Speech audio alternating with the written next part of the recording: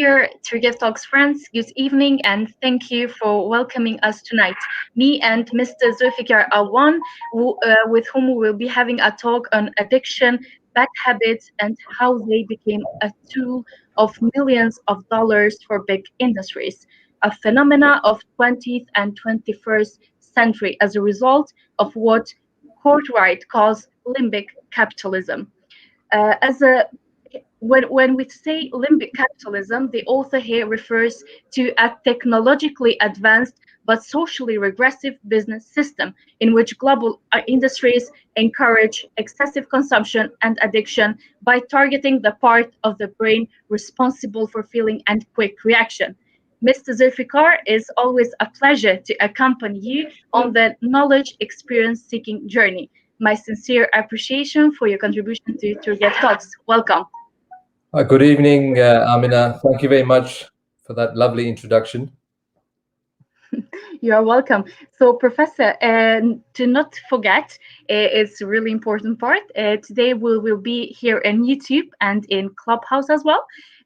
Secondly, this one will be just an introduction to your new course that is will be delivered at Turget Talks. So please, for you all, just follow our announcements and be part of our journey. So, Professor, we can start if you want. Okay, so now I can go to my PowerPoint. Yeah, please. All right. I just want to make sure, Amina, just stay on there. Can you see the PowerPoint? Yes. Okay. Now? Can you see the PowerPoint now? Yes, it's coming.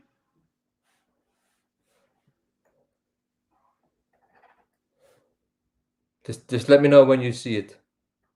Yes, clearly now. Okay, wonderful. All right, so welcome, good evening, audience members. My name is Zulfikar Awan. I'm going to be with you, hopefully, for the next 45 minutes.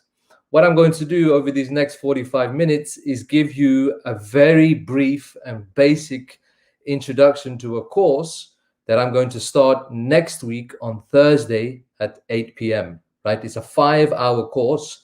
So this particular hour or this 45 minutes will be an introduction to that course. The title is The Age of Addiction, right? And I've taken this from a wonderful book that I've read twice, in fact, right? And it's called The Age of Addiction by Dr. David Courtwright, right? I actually bought it from Pandora Books. It's only available in English, not in Turkish yet, but I think it should be translated into Turkish. It's an extremely important book. So it's called The Age of Addiction, and the subheading is, and this is what we're going to explore over the next 5 weeks, is how our vices, in other words, our bad habits, how they have become big business, how big business has targeted our bad habits, and then how that sustains or perpetuates or keeps going this whole system that we are living in. So this is a very exciting topic, and it's a topic that I've been interested in for a long time, because what I'm trying to understand and what I've spent a lot of time trying to research is how everything outside of us in society, whether it's the political system, whether it's the ideology, whether it's the economic system, whether it's the philosophy of that particular society, how that shapes and affects our psychology. And it's interesting because not a lot of work has been done on this. This is quite fascinating. Not a lot of work has been done on this. But in recent years, more and more people are starting to do research because they have realized that there is something wrong with society, right? And it's having a horrendous impact on the individual psyche. So this is one aspect of that new dialogue that's taking place, the age of addiction, right? It's interesting because COVID is seen as a pandemic, and it is a horrendous pandemic, but there's been another pandemic that has been, in a sense, ignored, right? It's sort of been hidden under the rug or under the carpet. And this is addiction. And addiction is a pandemic, right?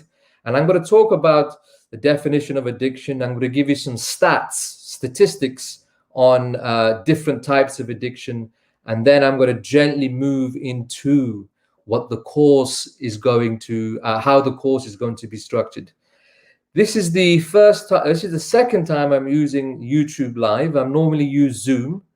So I feel a bit uncomfortable, but if I make any mistakes with the technology, please do forgive me for my shortcomings. All right. As you can see, there's a wonderful picture at the front of the slide, and it's of an iPhone stroke technical creature or tech creature that has taken hold of somebody's face. When I was a young boy, one of my favorite movies, in fact, I watched every single one, was called Aliens, right? I don't know whether this is your generation, but in my generation, Aliens was a huge hit and everybody watched it. And I remember when the aliens were born, they were like these little creatures like that iPhone, but they were obviously flesh and blood. Now, when they were born, they used to jump on the people's faces and then take control of the people, right? So when I was looking for the representation of addiction in art on Google, I came across this image and I thought, right, this is the image. I think it's a brilliant image. So it's this idea of this type of addiction taking hold of you and then controlling you, right? Controlling your behavior patterns, and if you're not careful, determining and shaping your fate in life. And I have had first-hand experience of how, because of a lot of friends that I have, how it has shaped their lives and how it has shaped their fates. It's actually destructive. Okay, so let's start. All right.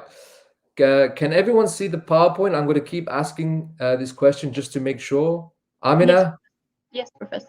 All right. So here's a bit of an introduction, right? And it's a very important introduction. Mental illness is now recognized as one of the biggest causes of individual distress and misery in our societies and cities. It is comparable to poverty and unemployment. Now, some of you may be thinking, why is he talking about mental illness? He just mentioned addiction. Well, addiction is now under the umbrella term of a mental illness. So there's something called the DSM, which is like the Bible of the psychiatric world. And in there, now what they're doing is re-evaluating whether addiction should be seen as a mental illness. Part of it has, but then there's another part which is slowly being subsumed under this title of mental illness. And this is something that I will talk about more in the course, right? One look at the statistics, one can see the increase in individuals being diagnosed with mental illness in the modern age. And we can see an increase in individuals taking psychotropics every year. Psychotropics are antidepressants and so on, right? So there has been an increase. Now, it's interesting because if you look at the way mental illness has been treated ever since, I would say probably the 1930s, 40s, it's been treated solely on a biochemical level, right? But what modern scholars and practitioners are slowly waking to up now is saying that, look, there are other factors that we need to consider, that we need to study, that we need to research, because it's not only that. There's a lot more. There's other factors that we need to know. There are other drives that we need to know that are affecting people's mental well-being. Right. There's a brilliant writer for the Guardian newspaper. It's a very famous British newspaper. His name is George Monbiot, and he writes a lot about, he's a critique of society, but he offers an intelligent critique of society. So after reading this quote, after doing some research on mental illness and modern society, he says this, and it's a wonderful thing what he said. What greater indictment of a system could there be than an epidemic of mental illness? So he's saying, right, what we have to start thinking about now, because there's such a surge, a rise in diagnosis of mental illness is that we have to start looking at society, because the root of the problem could be in society. And this, when I read this, it makes me very exciting. Now, what's interesting as well is that this idea of looking at mental illness in relation to our social zone, whether it's the family or society, it's quite a recent development, right? It's quite a new thing that hasn't had much research done on it. But if you go right back to the ancient Greeks and the early ancient Romans, they were talking about this. They made sense of the world, seeing these two as connected, right? They saw the individual as a mirror to society and society as a mirror to the individual. If the classics and the humanities were still well respected, I'm sure this type of research would have been done a long time ago. Okay, the shocking extent of this epidemic, ladies and gentlemen, is made all the more disturbing by the knowledge that so much of it is preventable, right? So much of the mental illnesses we see today is preventable, right? This is due to the significant relationship or correlation between social and environmental conditions and the prevalence of mental orders. So here, what you're seeing is that connection between something outside of ourselves, right, and our psyche. And this is what very authoritative professors of clinical psychology are saying. And I've put two people there. Their work is available online, Dr. Richard Bentall and Peter Kinderman, right? So both have written a lot about this particular subject, and what they're drawing focus on is the social aspects of our social well-being. So they're even saying in an indirect way that, you know what, society could be the root of madness, could be the root of addiction, right? There could be something wrong with our socio-political zone. The evidence is overwhelming, according to them, and Kinderman says that they are overwhelmingly important. So we have to really look at what is outside of ourselves, right? Not only what is within. But we need to have strategic, coherent, intelligent critiques of the current social political zone that we live in, whether we're in Europe or the United States or in Asia or in Africa, right? Because pretty much we all share the same foundations, right? Okay, let me rub this out. Let me see if this works.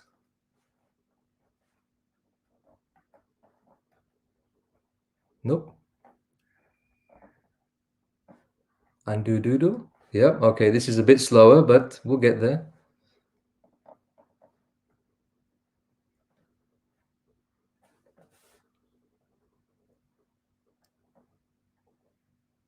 All right, let me just move on to the next slide.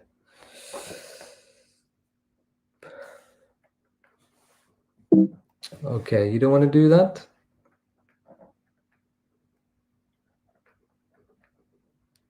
We will get there.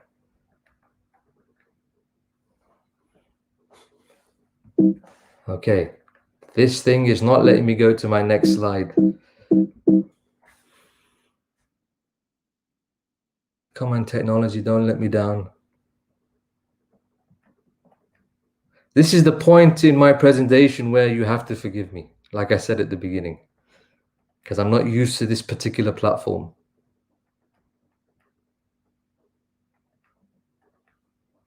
All right, so I've cleared the screen.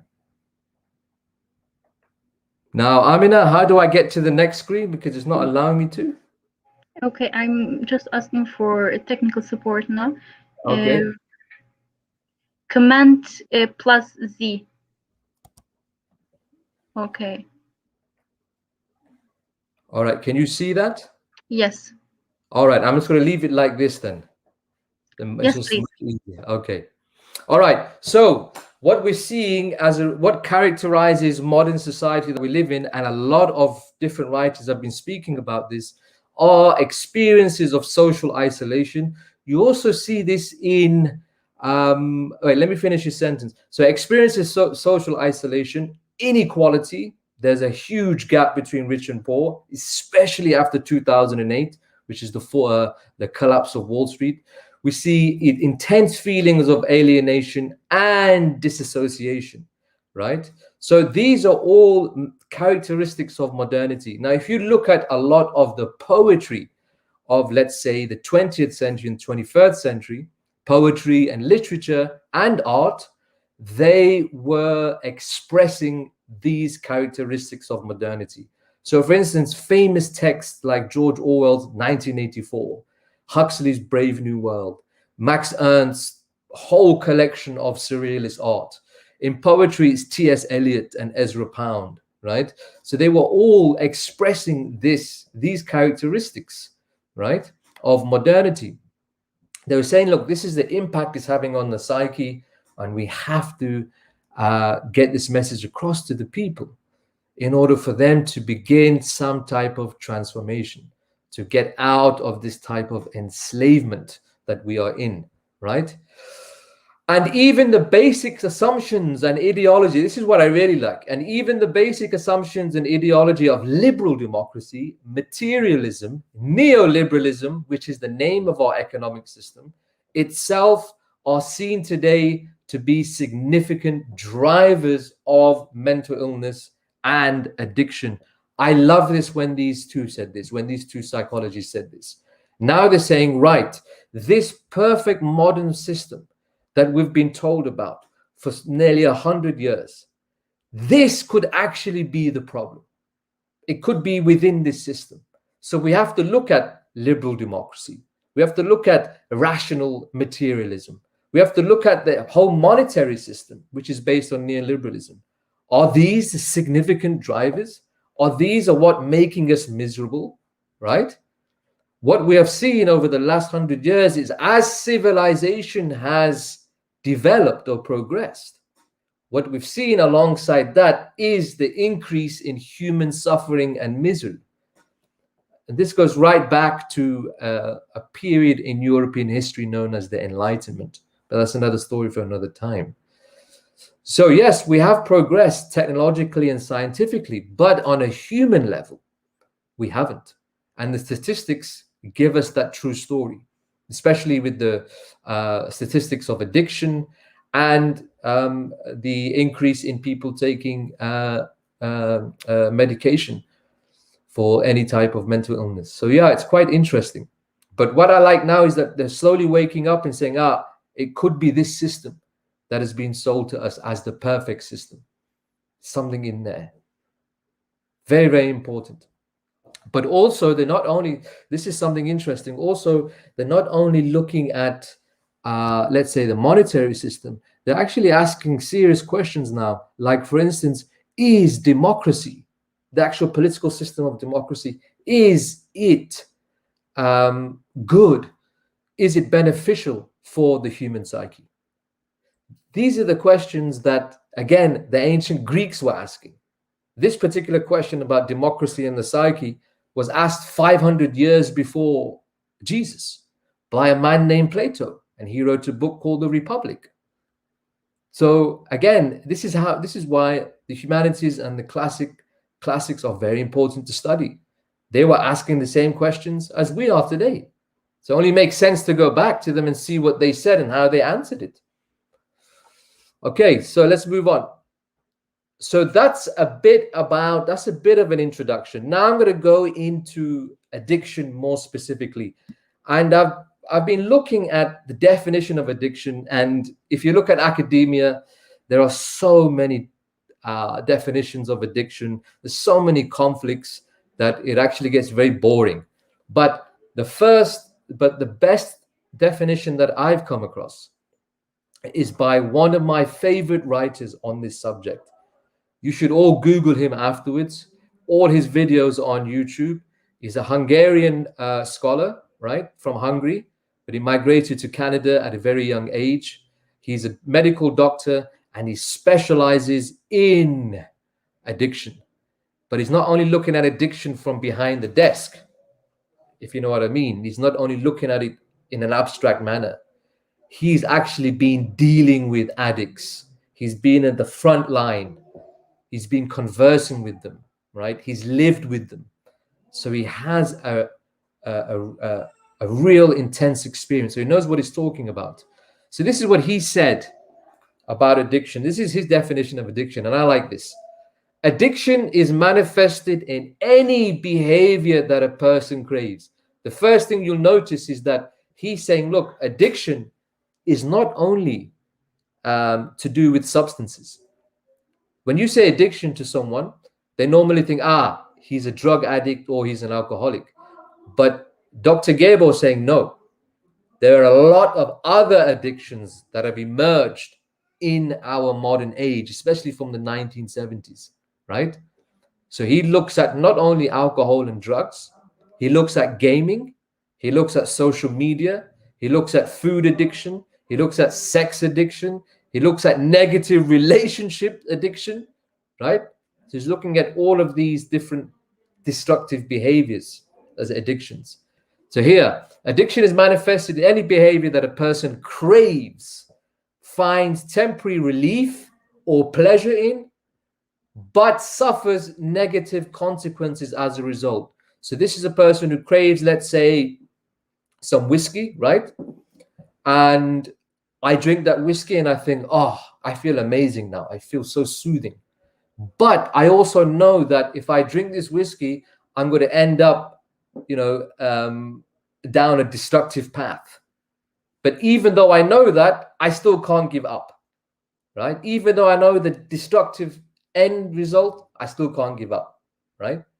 So in brief, he says it is craving, relief. And one thing about addiction is that it's only momentary relief, pleasure, suffering. So when, for instance, when the alcoholic becomes sober, that's when everything hits him. He comes back to reality, or she comes back to reality, and they realize what they've done.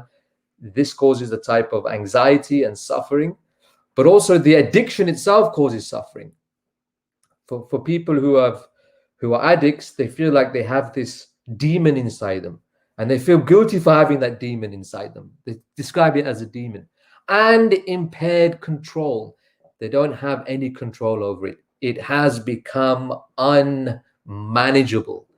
So you can see this can be applied to addictions across the addictive spectrum, from alcohol all the way to food or sex, right? That word there, impaired control, is very important because we're living in the age of excess. There are no limits in this age that we're living in now. It's like everything is possible. And it's interesting, one of the most famous lines you hear in Hollywood movies is anything's possible. Everything's possible, right? There are no limits. But this is one thing that we have to bring back. The value of limit. There are limits to human behavior, right? There are limits to sex. There are limits to food. There are limits to, aggression and so on. Everything has to be balanced. So we have to bring that value back. And it was a highly prized value in the ancient Roman Republic. Ancient Roman Republic. That's why they were so great. But then when they lost that value, everything collapsed. All right.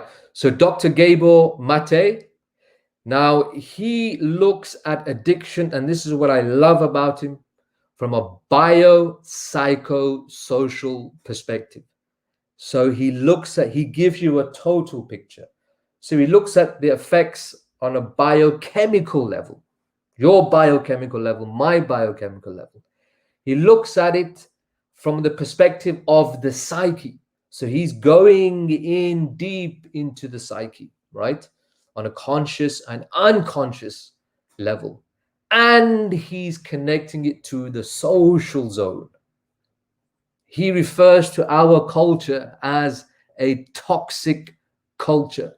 And he believes that this culture is leading to an increase in mental illness. Absolutely fascinating what he's saying. He's written quite a few books. The one that I will use in this course is called In the Realm of Hungry Ghosts. In the Realm of Hungry Ghosts. A brilliant book. He's also had a classical education. That title, In the Realm of Hungry Ghosts, he's taken it from Shakespeare's, I think it's Hamlet, right? So this is a man who knows his stuff. He knows the science, but he's also got this classical background. So he uses metaphor, which is for me very powerful when you're trying to get a message across in a very strong, powerful manner. All right, Dr. Gabor Mate, I take my hat off to you, my friend. All right. So that is the definition of addiction that I use. Now let's look at addiction in a bit more detail, right? And I've put a sick society question mark.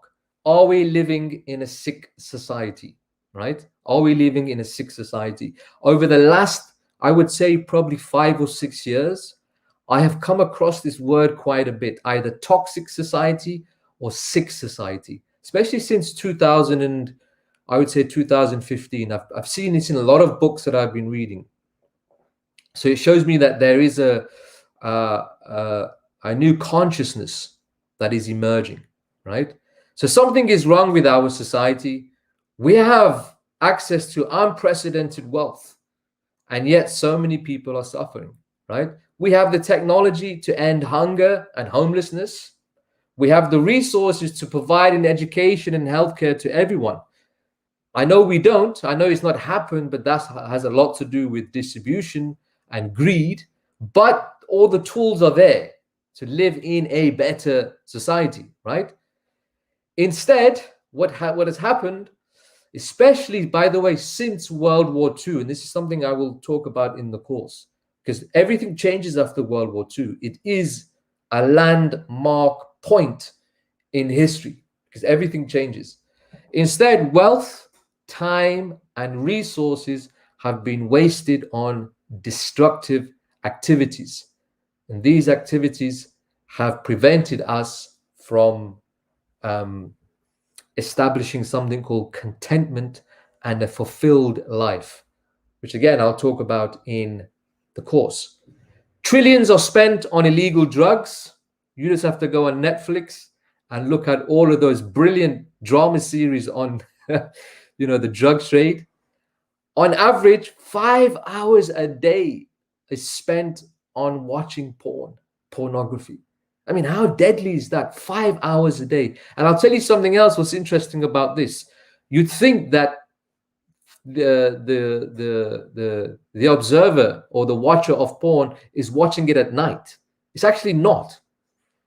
According to some research, and I'm going to come into this later, they're watching porn between 9 until 5, which is the working day. So they're on their phones and they probably have on their lunch break, or they pretend they're working on the computer, but they're probably watching something else. But I find that fascinating. 5 hours a day watching porn. It's a form of escape, right? And gambling away earnings. Many statistics undermine the notion that the modern world, even for the most privileged, is an advancement over the past. The number of people on antidepressants and committing suicide in the Western world is alarming. We're not going to focus on this, but I just wanted to say that there has been an increase. So there's something seriously wrong. Now, what's interesting is that if you look at addiction, the way it's treated now, and if you look at mental illness as well, generally, it's where the finger points to is you. You know what? It's your fault. That's how it's been presented. It's your fault. But it's not. It's not only your fault. There are other factors that have to be taken into consideration and evaluated. This is extremely, extremely important. So what I like to say, and in fact, I'm going to create a podcast and I'm going to title it this: it's not all in your head, right? It's not all in your head. There are other factors that are influencing who you are. Invisible factors, things that you can see and things that you can't see. For instance, look at the way ideology shapes your entire behavior pattern. Very, very interesting. There was a brilliant Polish political scientist and parliament member.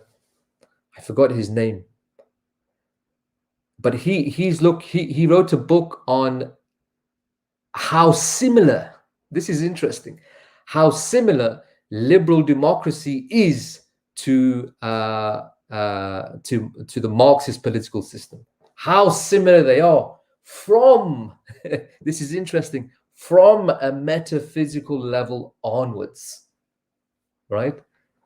It's very, very, very interesting book.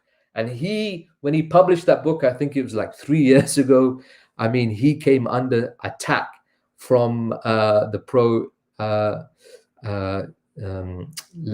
liberal democracy theorists. But what he wrote was actually very, very interesting. Very interesting. One of my favorite books. Okay. Let's move on. We're narrowing down to addiction, but I just want to give you a bit more history. Okay, so we've all been presented with this. We've all been presented with a society that has been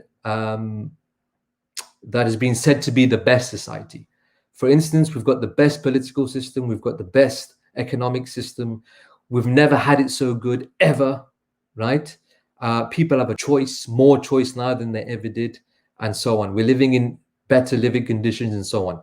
Now, what I've just said, all of what I just said is contained in a myth, right? Myth means story.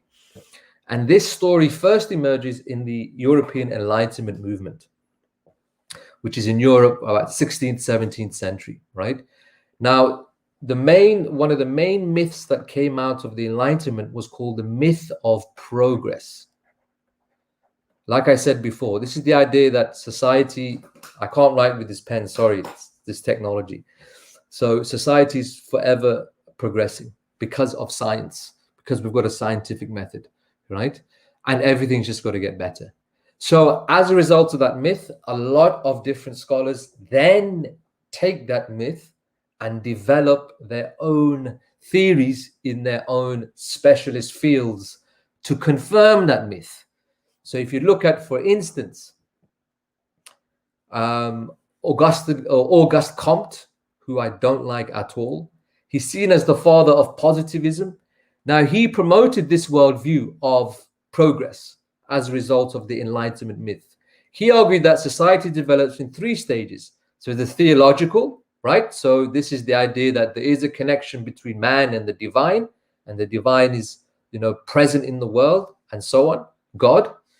Then he says slowly society moves from the theological, right? Again, he uses progress from the theological to the metaphysical. So this is okay. You're still explaining the same type of phenomena, but you're not using religious language. You're trying to explain it in a different way, right? And he said the third, which is the pinnacle, which is the point at which society has progressed to its highest, is scientific.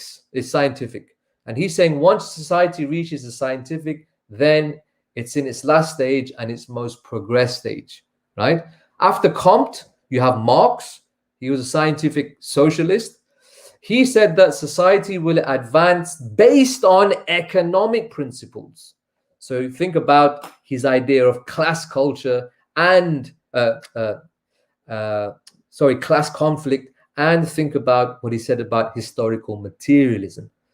So think about the different stages. So he said, for instance, capitalism is one stage in the progress of man.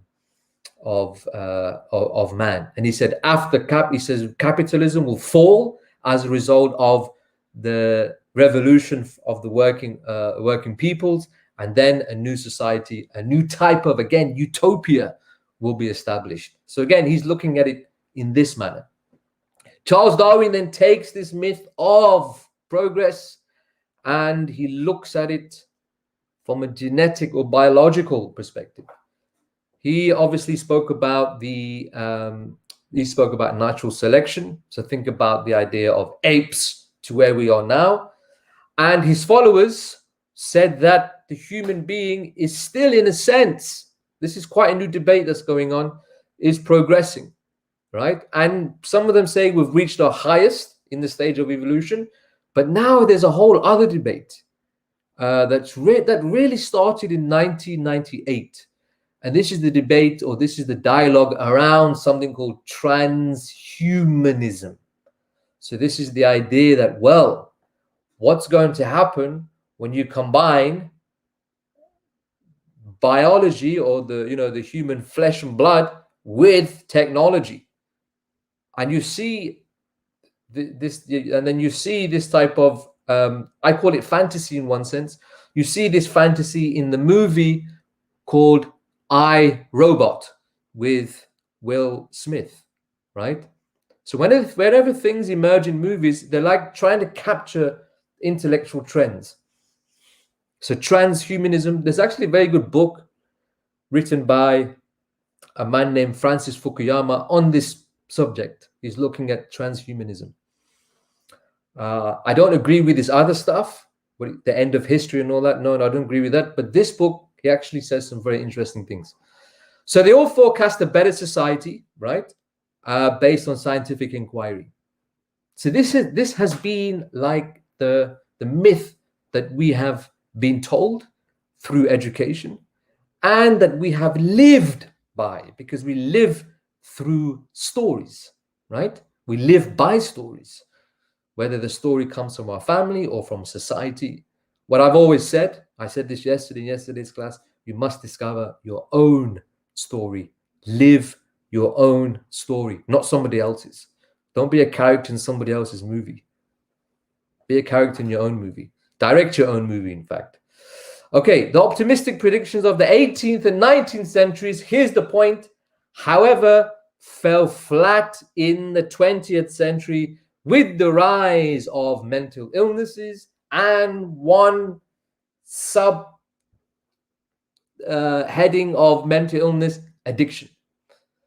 So is everything, as they say in English, is everything fine and dandy?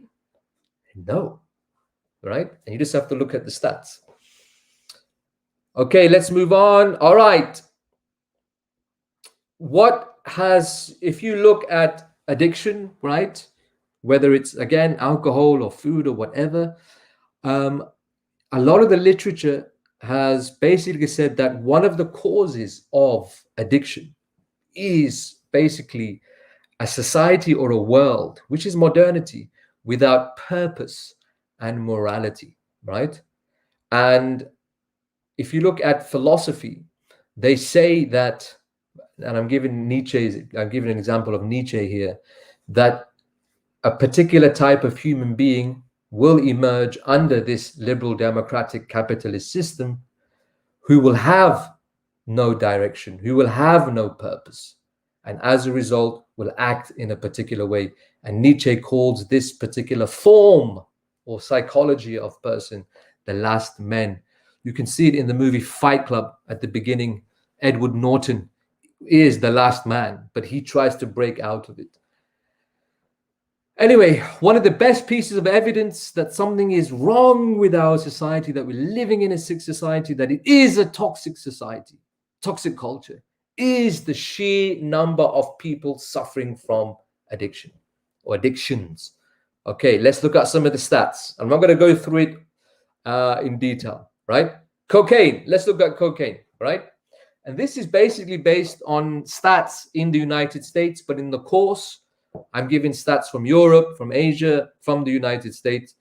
And this is basically stats taken from, I would say, 2010 to 2020.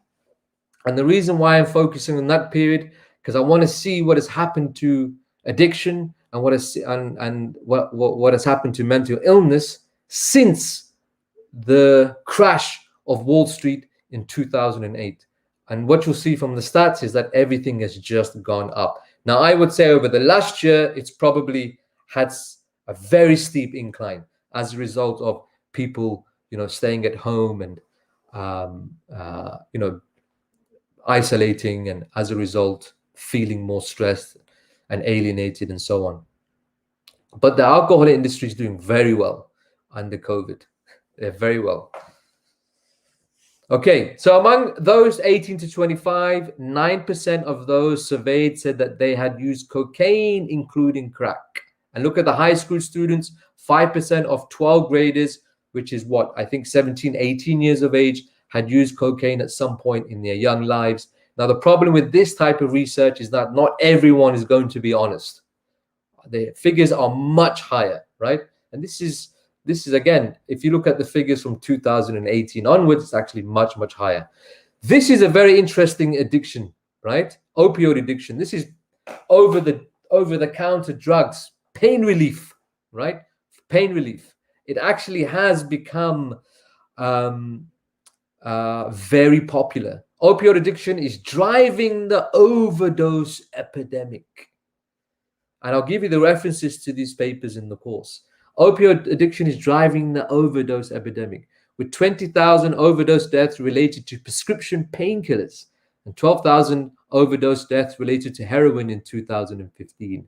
2 million had a substance use disorder involving prescription pain relievers, and 591,000, that's nearly, that's over 500,000, had a substance use disorder involving heroin. There is a relation between heroin and opioid, because one of the ways to treat the heroin addict is using opioid medication, right? And then they become addicted to that. I don't know whether you remember a rock star in the 90s named Kid Rock. I don't know whether you remember him, but he was very big in the 1990s. He used to always speak about what is it called? Is it methadone, I think? Please, someone correct me if I'm wrong at the end. I think it's methadone to treat people who are addicted to heroin. It is estimated that 23% of individuals who use heroin develop opioid addiction. ASAM, which is a very interesting organization in the United States, right? Association of American Society of Addiction and something, right? They publish a lot of interesting books, a lot of interesting statistics, and they have said that over 2 million Americans over the age of 11 struggled with pain reliever abuse disorder, right? In the course, I'm going to look at global statistics, and you'll be very surprised in what you see, right? You'll be very surprised. You will not expect. In fact, you'll be very shocked when you look at these statistics from a global perspective. All right, let's move on. Alcohol addiction. I put addition here. It's wrong. There's a typo there. Alcohol addiction, which is something that everyone pretty much knows about. When you mention addiction, the first thing that comes to your mind is either heroin or cocaine or marijuana or alcohol. In 2013, an estimated 16 million American adults, 16.6 million American adults battled an alcohol use disorder. 100,000 people die each year from alcohol-related causes, whether it's drink driving, accidents, falls, fires, suicides. Suicide is a big one. 2013, 24.6% of people aged 18 and older reported that they engaged in binge drinking. I was born and raised in England. One of the things that you are faced with when you're a teenager in England is binge drinking, right? I remember my friends on the weekend when Friday came, whoa, the amount that they drank. And it wasn't for one day, it was over the weekend. From Friday to Sunday, and then Monday to Friday, they're completely sober and clean. But that binge drinking is something very deadly. They would drink until they black out and they can't remember anything the next day. What did I do? And then they feel guilty, then they feel shame. It's like a vicious cycle. And as a result of feeling guilty and shame, they drink more to sort of suppress that. So it's a very vicious cycle. 17% of men and 8% of women will be dependent on alcohol in their lifetime. Nearly 1 of every 20 adults worldwide is addicted to alcohol. It's very interesting. There's a wonderful book called Food Nation that I read, I think about 12 years ago. And I read the chapter titled Budweiser, right? Budweiser, which is a very famous brand of beer. And this particular book called Food Nation spoke about how Budweiser when it advertises, when its adverts were on television or on the billboards, they weren't targeting adults. They were targeting young children, boys and girls. You got to ask yourself why. Well, to create brand loyalty. So as the child grows up, they grow up with Budweiser, and then when they're legally enough to or old enough to drink, then they go first to Budweiser. They call it brand loyalty. And you got to think of that famous advert in the 90s, you know, with the frog saying, "What's up?" You know, that was not for adults, it was for young children. Oh, yeah. Very interesting. What's up? Okay, alcohol addiction. In COVID, definitely on the rise. Definitely on the rise. No doubt about it. All right, I'm going through this quite quick. Gaming.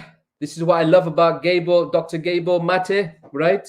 He's looking at not just substances, he's looking at gaming.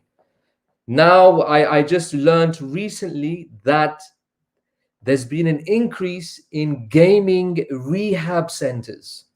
Before, you had rehab centers for narcotics, alcohol, you know, sex addiction, but now it's for, you know, gaming rehab centers focused solely on getting these young people away from the whole gaming world, breaking that addiction. I mean, that's shocking. I've been teaching young people for 16 years now, and I've seen the effects of addiction on young people, whether it's pornography, gaming, or alcohol as well. But gaming is something, it's a really new phenomenon, I would say, especially in the last, I would say, 5 or 6 years. And it's getting even worse. And again, under COVID, I'm sure it's you're getting a lot more addicts because they have nothing else to do. The average time spent on playing video games is 20 hours a week. I think that's a conservative amount. It's much more, much more. David Courtwright, by the way, in his book, The Age of Addiction, he begins by giving us a wonderful example of a gaming addict. And it's very powerful. I understood why he uses that when he first starts the book. An estimated 72% of American households play video games. 9% of participants in the study showed signs of video game addiction. Video games, 50 hours per week on average. Nearly 1 in 10 of gamers, 1 in 10 to be pathological, such a strong word, pathological players and pathological gamers in the study played in gaming. One of the things Dr. Courtwright says in his book is that a lot of young men, he's done his own research, a lot of young men actually are either leave or thrown off their degree courses as a result of their gaming addiction. You know, and he was doing research since 2011, and he noticed that. So that's very alarming, right? Okay, so that's gaming. We're going to look at gaming in the course. Compulsive shopping. Again, that's what I like about Mr. Dr. Mati as well. He talks about shopping. 6% of women and 5.5% of men are compulsive buyers. What we saw after World War II, ladies and gentlemen, was a transition, right? Prior to World War II, you had something called the citizen, right? What you saw was civic engagement, right? But then after World War II, the citizen has been replaced by the consumer. That's why a lot of political scientists who've had a classical education, they say that after World War II, we established something called a market democracy. A market democracy, right? Very, very interesting. Yeah, consumer replaced the citizen. And if you want to know more about this, you should read a brilliant book written by Neil Postman called Amusing Ourselves to Death, talking about consumerism and entertainment. Okay, compulsive shopping. And if you want first-hand experience, just stand in a shopping mall and just watch the behavior of the people for 30 minutes. It's a very interesting exercise. Just before I move on, I want to say something else about the alcohol. You know, there's something called AA, which is Alcoholics Anonymous, and they hold daily groups for people who are dependent on alcohol. Now they have something called closed groups, and they have something called open groups. Open groups are for the general public to attend, right? If you really want to see honesty in people, where people take off their masks, where people in this room, you'll see, for instance, the poorest man in the world sitting next to the richest man in the world, let's say. You'll see men and women, different religions, no religions. If you want to see the absolute truth that people can speak, attend one of these open alcoholic anonymous meetings. And what you'll also see as well is the basic ingredients. And I've watched this for a long time. The basic ingredients of a successful civil society, right? Because they are bonded so tight. And what bonds them so tight is this common disease called addiction. The way they support each other, the way they talk to each other, always. I mean, it's a real strong bond that they have. Even if they don't know the person, there's an immediate bond there and they help each other out, right? So you can attend an open meeting, very powerful, but also you learn a lot about human nature. You learn a lot about human nature at its lowest. Some of the stories that I heard that these people speak of, wow, absolutely. But they're wonderful. And for me, the people who are overcoming any sort of addiction, for me, they're the heroes. They're heroic. You know, they're overcoming their passions, destructive passions, and trying to replace it with something higher. For me, that's the heroic, the heroic struggle against the self. Okay. Food addiction, big one. The prevalence of food addiction was 5.4%, 6.7% in females and 3% in males, and increased with obesity status. We've all heard of comfort eating. The technical term for food addiction is binge eating disorder, or one of the branches of food addiction, and it affects many men and women across the globe. According to research, 5% of women and 2% of men will develop the condition at some point in their lives. Under COVID, I know this has also gone up. We also know food addiction as comfort eating, right?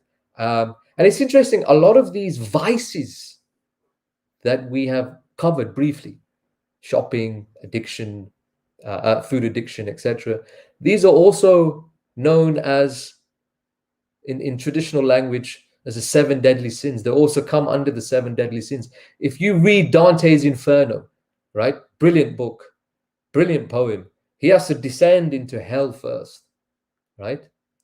And he travels through 9 circles of hell, and he sees the torment and the destruction that some of these vices or bad habits have created. It's very interesting. Okay, we are nearly finished. Okay, the last two, sex and pornography, huge addiction, right? 3 out of every 100 adults have sex-related issues as a result of watching pornography, right? 55% of sexual offenders, I was very shocked to hear this, 55% of sexual offenders are sex addicts.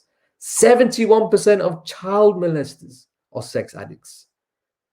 94% of addicts have filmed themselves having sex, right? There's been a craze over the last 2 years. I don't know whether you've seen it in the news. I can't remember what it's called, but it's basically ordinary people, and they found this platform. What is it called? For fans only, or something like that, right? Where they just post themselves having sex, and then anybody can buy it. These are just normal people. They're not famous pornographic actors and actresses. So it's very interesting, right? 3 out of 4 addicts have admitted that they regularly post naked photos of themselves online. You just have to look on Instagram. More than half of the young adults aged 18 to 22 admit to sexting minors. This is illicit and what they call dirty messages via text message or WhatsApp. Okay, pornography, which is a horrendous addiction. 1 out of 3 men report that they are addicted to pornography. 66% of internet using 18 to 30-year-old men look at online pornography at least once a month, right? Here's the figure. 70% of internet pornographic traffic occurs during 9 a.m. to 5 p.m. workday. So what does that tell you about the workplace? What effect is it having on the individual? Making them so miserable that they have to turn to receive some type of pleasure in the cyber world. 7% of internet users view pornography. 17% of women describe themselves as addicted to pornography. It's more men than women, but it's interesting. I spoke about this the other day. If you look at the transition of young people from childhood to adolescence, right? Before, there was a natural transition when it comes to education around sex, and there was a kind of taboo around it as well, a kind of respect around it. But now, if you look at that transition period, these young people are accessing, for the first time, their first knowledge of sex actually comes through watching hardcore pornography on their phones. And then this gives them, a type of model of how a man and woman should be together in sex. And it's interesting, what we find today is an increase in sex, but a decrease in intimacy and making love, which is very, very interesting as well. All right, internet, quickly as well. This is something I'm going to focus on in the course. University of Hong Kong researchers estimate that 6% of the world is addicted to the internet, right? Almost all of these, where are we? Sorry, yeah. Out of 3,560 students, 4% met the criteria for problematic internet. The survey of 1,300 young adults conducted by marketing agency Digital Clarity found that 16% of the 18 to 25-year-olds displayed symptoms of net addiction. Almost all of these, 60%, admitted to spending over 15 hours a day. If you, what is it called? If you read the book Bradbury's 451, very famous, Fahrenheit 451, one of the things that he wrote this in 1964, when he describes the houses of the people that they live in, he describes these huge screens on their walls, right? Forever pumping out entertainment. And for me, there was a prototype of the iPhone, of the iPad, and so on. But this idea of the cyber world, taking one in and making a person addicted, that's very interesting, because it's also a very powerful tool to distract people from what is going on in the city. Okay, and one last quote, and then we have finished. There's a wonderful woman in England. Her name is Dr. Jay Watts. She's a clinical psychologist, psychotherapist, and a lecturer, right? And this is what she said. Commentators often talk about society, social context, group thinking, and environmental determinants in connection with mental distress and disorders. But we can, I think, actually be a bit more precise about what aspect of society is mainly driving it. It's mainly responsible for it. So she's saying, look, okay, we've spoken about the social context, but let's get a bit more specific. Let's deal with the elephant in the room, as they say. And in this context, it's probably time we talk about the C word, capitalism. So she's saying, we have to look at capitalism as the engine that is driving people to destructive, addictive behaviors. So you see how she says C word, because if you mention capitalism, people will immediately think, you're a lefty, you're a socialist, you're this or you're that. So she's saying, look, forget the ideology. This is a system that we live in that is affecting whether you're left or right, whether you're right wing or left wing. This is a system that's affecting us all, and we have to confront it. So in a sense, she goes beyond the ideology of left and right, and she looks at capitalism. So in the course, I'm going to focus on capitalism, right? And the form of capitalism. And I say this not as a capitalist and not as a socialist, because I don't believe in both. I think that whole, what they call dialectic, has collapsed, is finished, that is over, right? It was, but we're going to speak about that in the course. Many of the contemporary forms of illness and individual distress that we treat and engage with certainly seem to be correlated with and amplified by the processes and byproducts of capitalism. Boom! She took a sledgehammer there and just went, bah! In fact, you might say that capitalism is in many respects a mental illness generating system. One of the first people to say this clearly like this was not Dr. J. Watts, was a brilliant psychoanalyst from Scotland named Dr. Ronald Lang, right? He was looking at madness, and he said the root of madness is in society. But unfortunately, he couldn't further that research. But he was one of the first people to clearly state that in the 1960s. And if we are serious about tackling not only effects of mental distress and illness, but also their cause and origins, we need to look more closely, more precisely, and more analytically at the nature of the political and economic womb out of which they emerge, and how psychology is fundamentally interwoven with every aspect of it. You know who said this, but not in this way? Who said this, but not in this way? A man in the 19th century named Nietzsche. He spoke about capitalism, liberalism, the modern state, and nihilism coming together.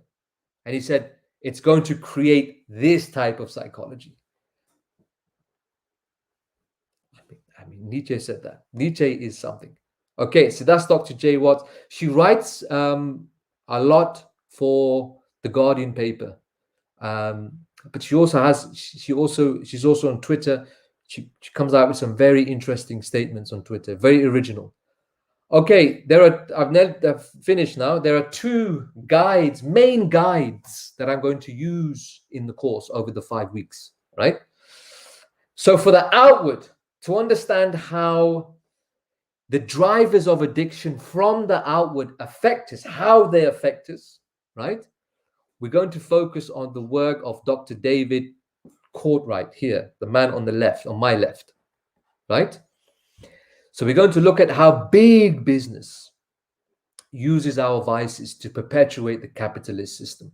And one thing I like about David Courtwright, he talks about how capitalist culture stimulates and shapes and affects brain chemistry. This is why he's very important. So he's going to show us that. So he's going to look at, okay, this is how it affects the human being from a biological perspective, right? Then in the second half of the course, we're going to go a bit deeper into the individual, right? And in order for that, we have to use the work of Dr. I can never pronounce his name, Mattei. Here he is here. I really like him, right? And he's going to help us deal with the inward and the hidden. So the outward is everything outside yourself, affecting you. Ideology, political systems, economics, etc. Then we're going to look at the inward, right? So Dr. Gabor, and the inward and the hidden, by the way, the inward is your conscious, and the hidden is the unconscious, right? So how does addiction relate to these two? Well, we're going to use Dr. Mattei's work. We're going to look at addiction and toxic culture, how it affects the psyche, right? And then we're going to go a bit more deeper and look at the relationship between trauma and addiction. And he focuses on two types of trauma. So I really like about him. Number one, childhood trauma, right? So you have a past that is tormenting your present that you're probably not aware of, according to Dr. Mate. Then there's a forgotten past. And this is the past that you have inherited as an individual that is, being transmitted through your DNA. They call it epigenetics in science. In psychology, they call it transgenerational phenomena. So what have you inherited from your grandparents or great grandparents? Have you inherited a complex or a trauma? Because what we inherit, apart from eye color and hair color, is memory and feeling. Memory and feeling. So we're acting out a behavior pattern resulting from a trauma that our great grandfather had. And is this stopping us from creating a fresh future reality free from tragedy and doom? We don't know. We have to find out. We have to dig deep. And then the last lesson of the course, we're going to look at practical steps to help us free ourselves from any addiction we have.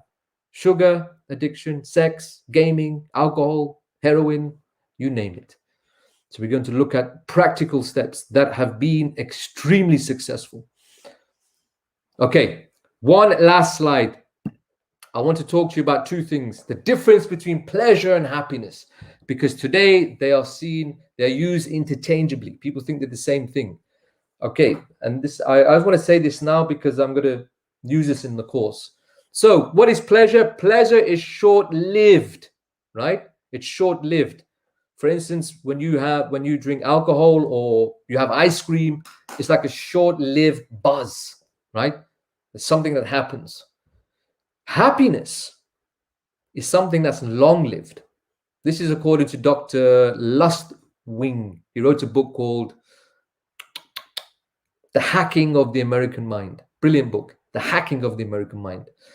Where is pleasure felt? Well, it's felt in being drunk or being high. That's where pleasure is felt. Happiness is felt as contentment. There's a serenity, a calmness. How to get it? How to get pleasure? By taking a substance, whether it's mushrooms, whether it's, I don't know, alcohol, whatever. How do you get happiness? This is wonderful. By giving. This is by giving. This is the idea of serving. Role of substances: food, stimulants, gambling, pornography, gaming, and so on.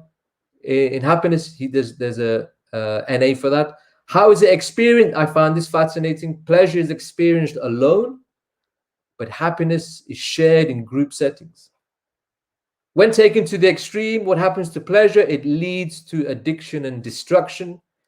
And according to Dr. Lustwig, I think, you can't be addicted to happiness. It's something it's like a constant state. As a functional neurotransmitter, I love this bit. For pleasure, it is dopamine, right? And we're going to look at this in the course when we get to Dr. Cartwright. Cartwright. Dopamine. That's the feel-good hormone, right? And for that consistency, for that contentment, what is the neurotransmitter, the functional neurotransmitter? Serotonin.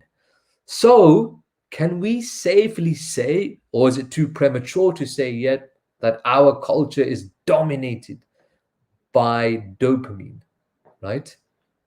And we've seen a decline in serotonin. I'm just throwing that out there, and we can answer that in the course. So there we are. That is a very basic introduction to the 5-hour course. I hope it was helpful, and I hope to see you on the course next week. Any questions or comments or criticisms or advice or anything? Professor, thank you very much for this great and professional introduction. I really can't wait. So, yes, we will start next week probably. And as I said, please continue following our announcement because it's important. So, I'm looking to some questions that are really specific to the topic, but I want just to ask one of them. Okay. And please, may I will be really happy if you can answer it. Is like this: addictive products are not ordinary commodities. What we understand from this is the question. Addictive products are not ordinary commodities.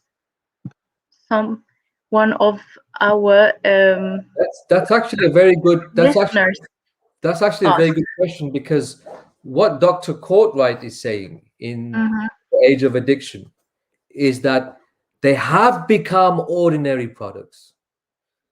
mm-hmm, And this is the role of big business, to make them ordinary, to make them easily accessible, for us addicts, whether it's gaming or whatever, to consume and then to reconsume, which then increases their profits.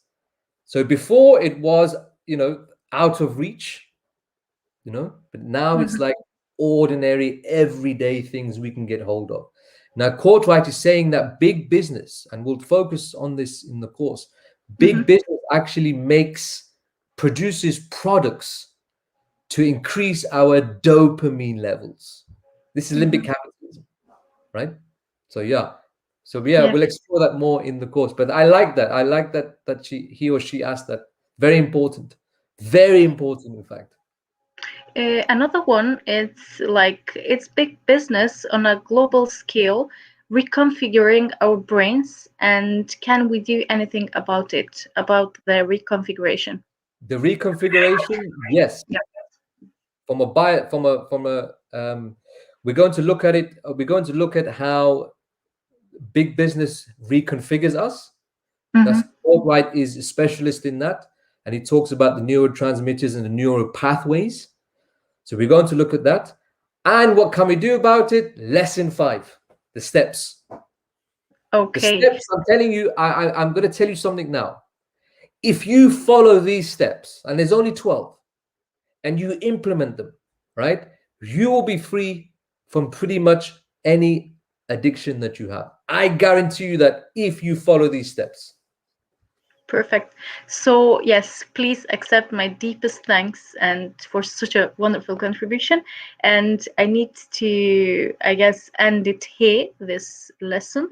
It was my pleasure to accompany you, Professor, and see you Always a next week. pleasure. Always a pleasure. Thank you very much. And I'd like to thank the people that attended. Have a wonderful evening. And hopefully, I look forward to seeing you next week on Thursday, 8 p.m. You Thank you. snooze, you lose. Exactly. See All you. right. Bye-bye. Have a lovely evening. Bye bye. Same to you. Bye-bye.